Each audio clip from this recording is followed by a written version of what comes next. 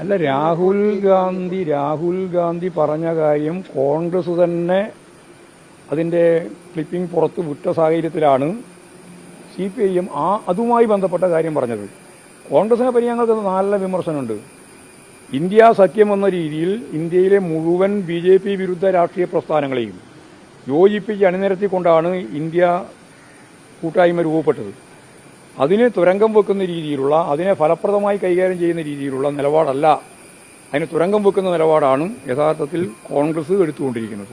അത് കഴിഞ്ഞ തെരഞ്ഞെടുപ്പിന്റെ ഭാഗമായിട്ട് ഇപ്പോൾ DMK-യുമായി ബന്ധപ്പെട്ട് പരിശോധിച്ചാൽ, AAP-യുമായി ബന്ധപ്പെട്ട് പരിശോധിച്ച് നോക്കിയാലൊക്കെ നമുക്ക് മനസ്സിലാക്കാൻ സാധിക്കുന്നതാണ്. അതിവിശാലമായ BJP വിരുദ്ധ ഐക്യം രൂപപ്പെടുത്തുന്നതിന് വേണ്ടിയിട്ടുള്ള ഒരു പ്രധാനപ്പെട്ട കേന്ദ്രമായിട്ടാണല്ലോ അന്ന് ഈ ഇന്ത്യ കൂട്ടായ്മയെ കണ്ടത്. ആ ദൗത്യം നിർവഹിക്കുന്നതിന് പര്യാപ്തമല്ലാത്ത രീതിയിലുള്ള നിലപാടാണ് കോൺഗ്രസ് എടുത്തുകൊണ്ടിരിക്കുന്നത്. അതാണ് പിണറായിയെ ആലിംഗനം ചെയ്യില്ല എന്നൊക്കെ പറയുന്നതിന്റെ ഭാഗമായിട്ട് പുറത്തു വന്ന വിവരം. ഞങ്ങൾക്കിപ്പം പിണറായിയെ ആലിംഗനം ചെയ്യണം, ആരെങ്കിലും ആലിംഗനം ചെയ്യുന്ന നയമാണ് പ്രശ്നം, നിലപാടാണ് പ്രശ്നം. നിലപാടെന്താണ്? ഒരേ ഒരു നിലപാട് മാത്രമേ ഈ ഇന്ത്യ സഖ്യത്തിന്റെ ഭാഗമായിട്ടുള്ളൂ. അതെന്താ? BJP-യുടെ അമിതാധികാര വാഴ്ച, ഒരു ഫാസിസ്റ്റിക് രീതി, RSSന്റെ ഈ രാജ്യം ജനാധിപത്യ സംവിധാനത്തിൽ നിന്ന് മാറാനുള്ള ബോധപൂർവമായ ഒരു ഇടപെടൽ, അതാണ് BJP നടത്തിക്കൊണ്ടിരിക്കുന്നത്, സംഘപരിവാർ നടത്തിക്കൊണ്ടിരിക്കുന്നത്. അതിനെ പ്രതിരോധിക്കുന്നില്ലെങ്കിൽ ഇന്ത്യൻ ഭരണഘടനയും അതുപോലെ തന്നെ ഇന്ത്യൻ ജനാധിപത്യ സംവിധാനവും മുഴുവൻ അപകടത്തിലാവുമെന്ന പൊതുവായ ധാരണയിൽ നിന്നാണ് എല്ലാവരും ചേർന്നുകൊണ്ട് BJP-യെ പ്രതിരോധിക്കണമെന്ന തീരുമാനം നമ്മൾ കഴിഞ്ഞ പ്രാവശ്യം എടുത്തത്. അതിന്റെ ഭാഗമായിട്ട് BJP-ക്ക് ഒറ്റയ്ക്ക് ഭൂരിപക്ഷം കിട്ടിയില്ല. അത് ഗുണകരമായ ഒരു കാര്യം തന്നെയായിരുന്നു. പിന്നീട് കൂട്ടുകക്ഷി ഗവൺമെന്റാണ് വന്നത്. അപ്പോൾ ഞങ്ങൾക്കിതിൽ പറയാനുള്ളത്, നരേന്ദ്രമോദിയെ കെട്ടിപ്പിടിച്ച പാരമ്പര്യം നമുക്കറിയാം രാഹുൽ ഗാന്ധിയുമായിട്ട് ബന്ധപ്പെട്ട്. പക്ഷേ സ്വാഭാവികമായിട്ടും പിണറായിയെ കെട്ടിപ്പിടിക്കില്ല എന്ന് പറയുന്നത്, പിണറായിയെ കെട്ടിപ്പിടിക്കണം വേണ്ട. ഞാൻ പറയുന്നത് എന്താ പറഞ്ഞാൽ, ശരിയായ നിലപാട് സ്വീകരിക്കണം. ഇവിടെ ED-യും അതുപോലെ തന്നെ CBI ഉൾപ്പെടെയുള്ള കേന്ദ്ര ഏജൻസികൾ സംഘപരിവാറിന്റെ നിർദ്ദേശമനുസരിച്ച് പ്രതിപക്ഷ പാർട്ടികൾക്കെതിരായിട്ട് ഇന്ത്യയിൽ ഉടനീളം കടന്നാക്രമണം നടത്തുകയാണ്. അതിന്റെ ഭാഗമായിട്ട് കേരളത്തിലും ആ രീതിയിൽ മുന്നോട്ടേക്ക് വരികയാണ്.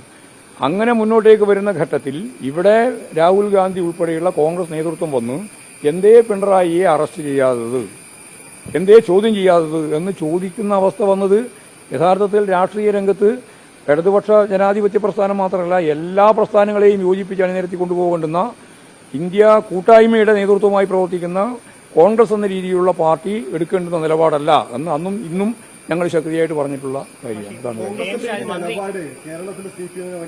ഏത് അല്ല, കേരളത്തിലെ CPM-ന് മാത്രമല്ല, ഇന്ത്യക്കാകെ ദോഷമാണ്. ഇന്ത്യയിലെ ജനാധിപത്യ ശക്തികൾക്ക് BJP-യെ നേരിടുന്നതിന് വേണ്ടിയുള്ള ഒരു ഉപകരണമായിട്ടാണ് ഇന്ത്യ കൂട്ടായ്മയെ കണ്ടത്. അത് സ്വാഭാവികമായിട്ടും CPI മാത്രമല്ല, എല്ലാ ജനാധിപത്യ ശക്തികളെയും സംബന്ധിച്ചിടത്തോളം അത് വലിയ ഒരു തിരിച്ചടിയായിട്ട് തന്നെയാണ് കാണുന്നത്. ഇന്ത്യ ശക്തി അവസാനിപ്പിക്കണമെന്നല്ല, ഇന്ത്യ കൂട്ടായ്മയെ അവസാനിപ്പിക്കണമെന്നല്ല ഞങ്ങൾ പറയുന്നത്. കോൺഗ്രസ് ഫലപ്രദമായ തിരുത്തൽ വരുത്തണം. അതിന് പകരം ന്യായീകരിച്ച് KC വേണുഗോപാലൻ ഉൾപ്പെടെ രംഗത്ത് വന്നിട്ട് യാതൊരു കാര്യമില്ല. തോൽവിയുടെ അപകർഷത കൊണ്ട് മാത്രമാണ് ഈ വിമർശനം എന്നുള്ളതാണ് KC വേണുഗോപാലൻ. കേരളത്തിലെ CPM-ന്റെ തോൽവി കൊണ്ട് മാത്രമാണ് ഈ ഇപ്പോൾ ഉണ്ടായ ഈ വിമർശനങ്ങൾക്ക് കാരണമെന്നാണ്. അത് കമ്മ്യൂണിസ്റ്റുകാരെ സംബന്ധിച്ച് ഒരു ധാരണയില്ലാതെ കൊണ്ടാണ്. തോറ്റു എന്നുള്ളത് കൊണ്ട് ഇത് അവസാനത്തെ തോൽവിയാണെന്നോ, ജയിച്ചു എന്ന് വന്നാൽ അത് ആത്യന്തികമായ വിജയമാണെന്നോ, പാർലമെന്ററി ജനാധിപത്യ സംവിധാനത്തെപ്പറ്റി മനസ്സിലാക്കി പ്രവർത്തിക്കുന്നവരല്ല കമ്മ്യൂണിസ്റ്റുകാർ. പലപ്പോഴും തോറ്റിട്ടുണ്ട്, അല്ലെങ്കിൽ കുറേ അധികം തോക്കുകയാണ് ചെയ്തിട്ടുള്ളത്. പലപ്പോഴും ജയിച്ചിട്ടുണ്ട്. ജയിച്ചപ്പോഴും ആ പരിമിതിക്കകത്ത് നിന്നുകൊണ്ട് പ്രവർത്തിച്ചിട്ടുണ്ട്. ഇനിയും ജയിക്കുകയും തോൽക്കുകയും ഒക്കെ ചെയ്യും. അതിലൊന്നും ഞങ്ങൾക്ക് യാതൊരു തർക്കമില്ല. അതിന്റെ അപകർഷതയൊന്നും ഞങ്ങളെ സംബന്ധിച്ചത് ഉണ്ടാവേണ്ട യാതൊരു കാര്യമില്ല. അതുകൊണ്ട്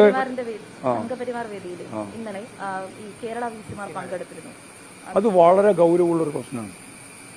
RSSന്റെ പ്രവർത്തകരായി കേരളത്തിലെ ഉന്നത വിദ്യാഭ്യാസത്തിന്റെ ഏറ്റവും പ്രധാനപ്പെട്ട അടയാളപ്പെടുത്തലാണല്ലോ അല്ലേ VC-മാർ, വൈസ് ചാൻസലർമാർ. ആ വൈസ് ചാൻസലർമാർ ഇന്നലെ RSSന്റെ 100ാം വാർഷികത്തിന്റെ ഭാഗമായിട്ടുള്ള പരിപാടിയിൽ സംഘാടകരെ പോലെ പ്രവർത്തിച്ച 3 വൈസ് ചാൻസലർമാർ വഴിയാണ്. ഒന്ന് മലയാളം യൂണിവേഴ്സിറ്റി, മറ്റൊന്ന് MG യൂണിവേഴ്സിറ്റി, മറ്റൊന്ന് കേരള യൂണിവേഴ്സിറ്റി. ഈ 3 പേരും RSS പ്രവർത്തകരെ പോലെ പ്രവർത്തിക്കുകയാണ് ചെയ്തിട്ടുള്ളത്. ഇത് കേരളത്തിലെ മതനിരപേക്ഷ ഉള്ളടക്കത്തെ അതിഗൗരവതരമായിട്ട് ബാധിക്കുന്ന പ്രശ്നമാണ്. ഉന്നത വിദ്യാഭ്യാസ വകുപ്പ് മന്ത്രിയും അതുപോലെ തന്നെ UDF-ഉം ഇവരെല്ലാം കൃത്യമായി മറുപടി പറയേണ്ടതുണ്ട്.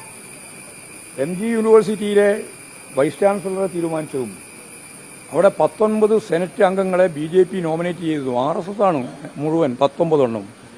യാതൊരു തരത്തിലുള്ള വിമർശനവും കോൺഗ്രസ് മുന്നോട്ടേക്ക് പോകുന്നില്ല, UDF മുന്നോട്ടേക്ക് പോകുന്നില്ല, ഗവൺമെന്റ് ഒരു അക്ഷരം പറയുന്നില്ല.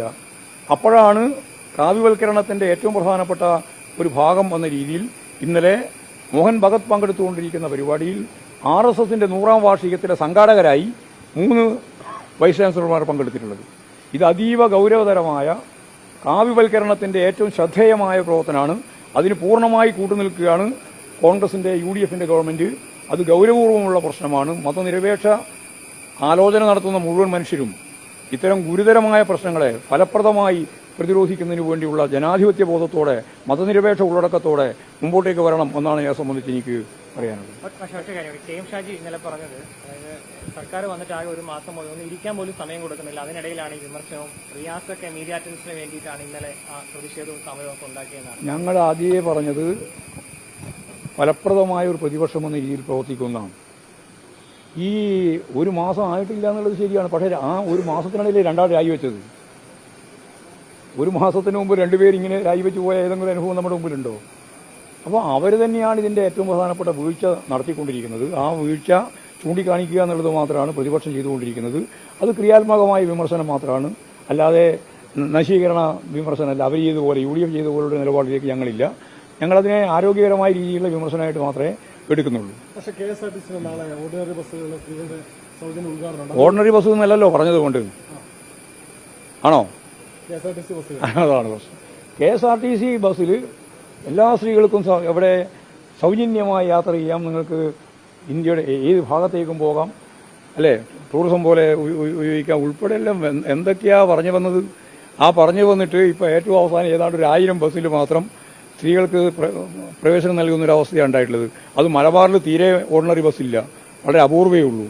ഇനിയും കുറേയും കൂടി തിരുവനന്തപുരത്താണ് ഏറ്റവും കൂടുതൽ ഈ ഗവൺമെൻറ് KSRTCയുടെ ഓർഡിനറി ബസ്സുള്ളത്. അത് വളരെ വളരെ ഭാഗികമായ ആളെ പറ്റിക്കാൻ വേണ്ടിയിട്ടുള്ളൊരു കാര്യം മാത്രമാണ്.